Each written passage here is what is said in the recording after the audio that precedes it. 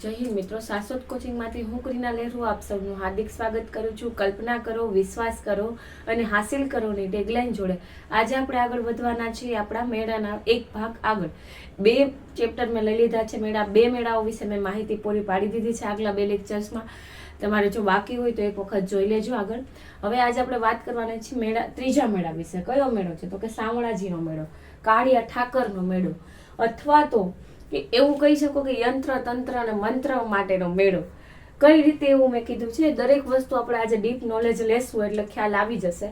આપણે સ્ટાર્ટ કરીએ આજનો લેક્ચર. તો કે એક તો શામળાજીનો મેળા, એની પાછળ ઘણી બધી વિશેષતાઓ હશે, બરાબર.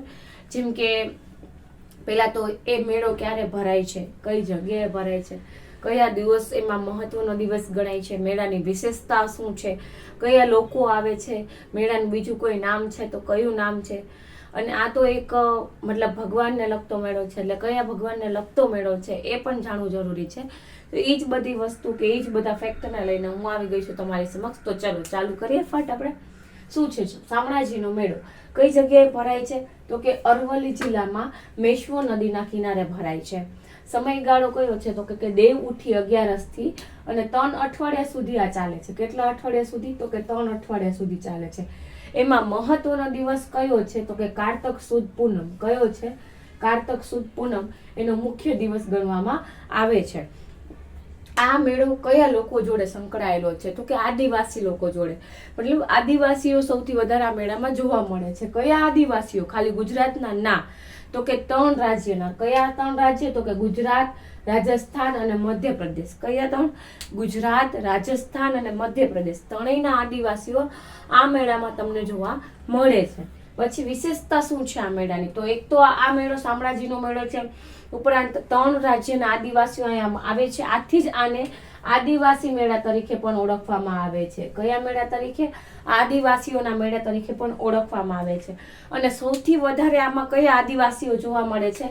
તો કે ગરાસિયા આદિવાસીઓ. કેવા આદિવાસીઓ? તો કે ગરાસિયા આદિવાસીઓ.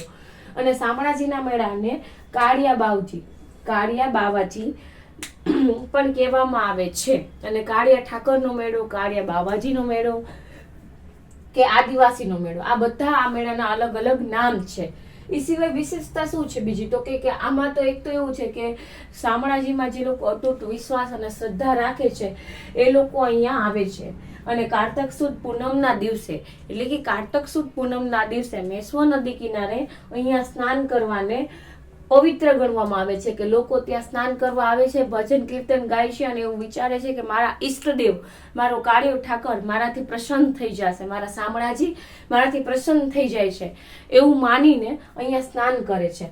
પછી અહીંયા દરેક મેં તમને સ્ટાર્ટિંગમાં જ કીધું હતું ને કે યંત્ર તંત્ર અને મંત્ર ને લગતો મેળો. શું કામ કે આપણે મેળો પણ કહી શકીએ? શું કામ કહી શકીએ? તો કે યંત્ર મંત્ર અને તંત્ર વગેરેની સાધના કરનાર જોગી અને ભુવાઓ મોટા પ્રમાણમાં આ મેળામાં હાજર જોવા મળે છે. એટલે જ આ મેળાને ક્યાંક ને ક્યાંક યંત્ર તંત્ર અને મંત્રનો મેળો પણ કહેવામાં આવે છે. તો એક વખત જોઈ લઈએ કે આમાંથી કેવા કેવા ક્વેશ્ચન પૂછાઈ શકે. સૌથી પહેલા તો સ્થળને લગતો પૂછાઈ શકે કે કઈ જગ્યાએ આવેલો છે. પછી સમયગાળો પૂછી લે કે કેટલા અઠવાડિયા સુધી ચાલે છે, અથવા તો કયો દિવસ મહત્વનો છે એવું પૂછી લે, અથવા તો કયા દિવસથી શરૂઆત થાય છે એ પૂછી લે. પછી કયા લોકો જોડે સંકળાયેલો છે? તો કે આદિવાસીઓ જોડે. એમાં પણ કયા આદિવાસી સૌથી વધારે? તો કે ગરાસિયા આદિવાસીઓ. એ સિવાય કયા 3 રાજ્યોના આદિવાસીઓ અહીંયા જોડાય છે? તો કે ગુજરાત, રાજસ્થાન અને મધ્યપ્રદેશ. આ ક્વેશ્ચન પણ પૂછાય એમ છે. એ સિવાય તો કે કારતક સુદ પૂનમના દિવસે પવિત્ર ગણવામાં આવે છે, કારણ કે તે દિવસે ત્યાં લોકો સ્નાન કરે છે અને એવું માને છે કે એને હારે ભજન અને કીર્તન કરવાથી એના ઈષ્ટદેવ પ્રસન્ન થશે. એ સિવાય યંત્ર મંત્ર અને તંત્ર કરનાર જોગી અને ભુવાઓ પણ અહીંયા મોટા પ્રમાણમાં હાજર જોવા મળે છે. મેળાને લગતા દરેક ફેક્ટ મેં આમાં કવર કરી લીધા છે. શામળાજીના મેળામાંથી જો પૂછાય એવું હોય તો એ આની બહાર તો કાંઈ જ નહીં જાય. તો આવી જ માહિતી અને આવી જ નોલેજ માટે ફોલો કરતા રહ્યો શાશ્વત કોચિંગને. જય હિન્દ, જય ભારત.